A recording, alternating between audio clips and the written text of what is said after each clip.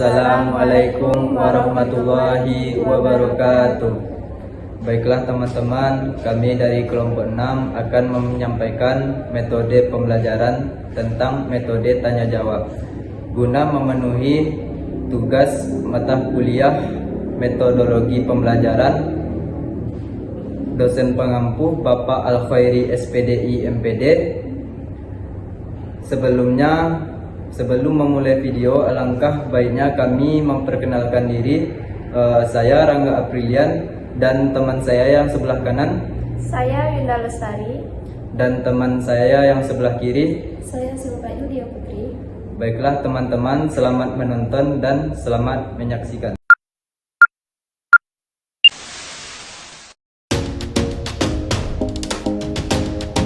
Saya Winda Lestari, saya akan menjelaskan tentang metode tanya jawab.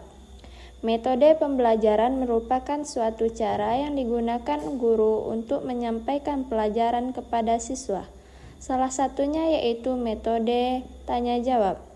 Metode tanya jawab merupakan suatu penyajian bahan pelajaran melalui bentuk pertanyaan yang perlu dijawab oleh anak didik. Dengan metode ini dapat dikembangkan dengan keterampilan mengamati, menginterpretasi, mengklarifikasi, membuat kesimpulan, menerapkan, dan mengomunikasikan.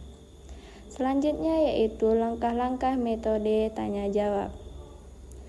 Yaitu guru harus menyelidiki apakah metode tanya jawab satu-satunya merupakan paling tepat untuk dipakaikan dalam diskusi ringan.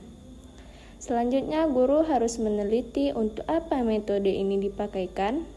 Apakah dipakaikan untuk menghubungkan pelajaran lama dengan pelajaran baru. Selanjutnya, untuk mendorong peserta didik supaya mempergunakan pengetahuan. Selanjutnya, untuk memecahkan sesuatu masalah, menyimpulkan suatu uraian, mengingatkan kembali terhadap apa yang dihafalkan peserta didik, untuk menuntun pemikirannya, dan untuk memusatkan perhatiannya. Baik, selanjutnya adapun kelebihan dan kekurangan dari metode tanya jawab dalam pembelajaran.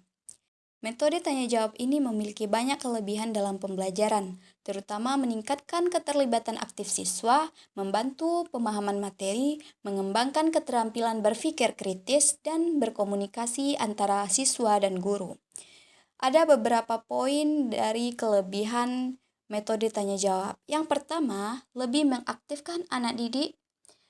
Jadi, metode tanya jawab mendorong siswa untuk terlibat aktif dalam proses pembelajaran. Mereka tidak hanya menjadi pendengar yang pasif, tetapi juga dilibatkan dalam berpikir, menganalisis, dan mencari jawaban atas pertanyaan yang diajukan. Hal ini membuat pembelajaran lebih interaktif dan menarik bagi siswa. Yang kedua, anak akan lebih cepat mengerti. Dengan memberikan kesempatan kepada siswa untuk bertanya, guru dapat mengidentifikasi konsep yang belum dipahami dan memberikan penjelasan tambahan dengan lebih fokus. Hal ini membantu siswa memahami materi dengan lebih baik dan menghindari kebingungan. Yang ketiga, yaitu mengetahui perbedaan pendapat.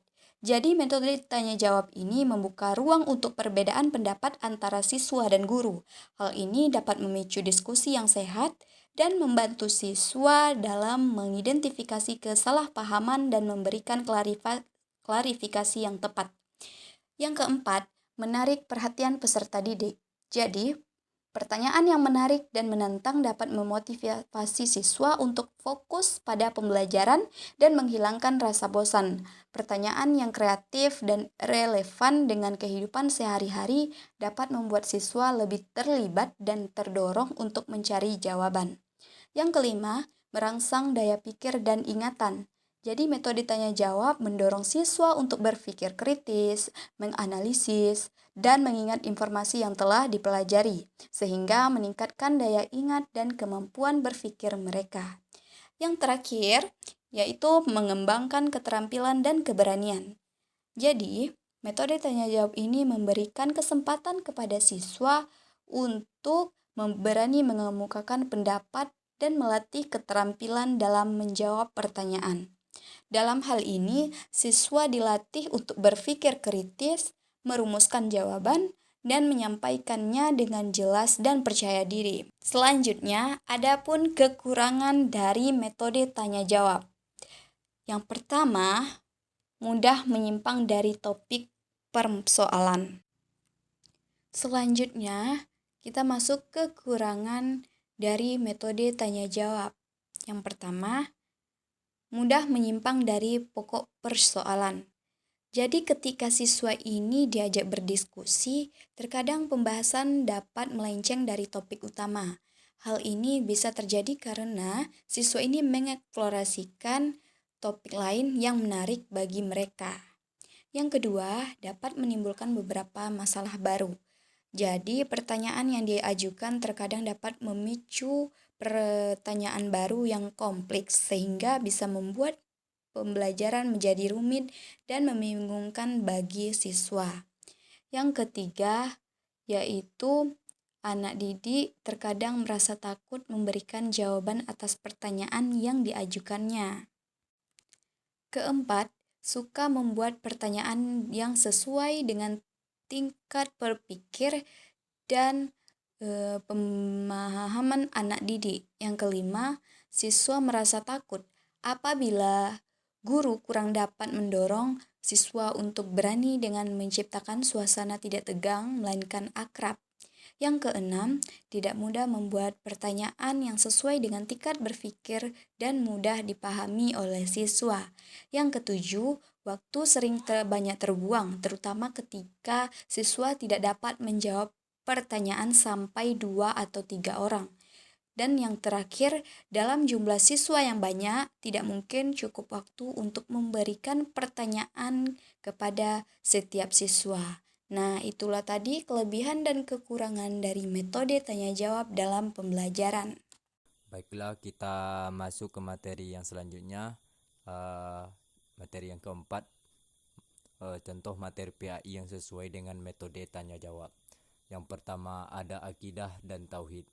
Nah, di sini contohnya ada yang pertama ada konsep Allah Subhanahu wa taala, yang kedua keesaan Allah Subhanahu wa taala, dan yang ketiga ada rukun iman. Contoh yang kedua ada fikih. Nah, di sini ada yang pertama ada hukum-hukum sholat, hukum-hukum zakat, dan hukum-hukum puasa.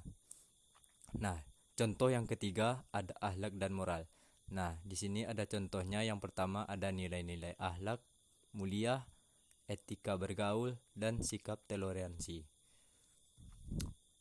Nah, yang contoh yang keempat ada sejarah Islam.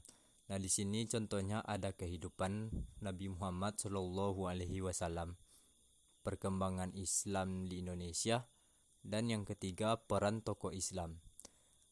Nah, di contoh yang kelima ada Al-Quran dan hadis. Nah, di sini contohnya yang pertama ada makna ayat Al-Quran. Yang kedua ada hadis Nabi Muhammad SAW. Dan yang ketiga ada kisah-kisah dalam Al-Quran.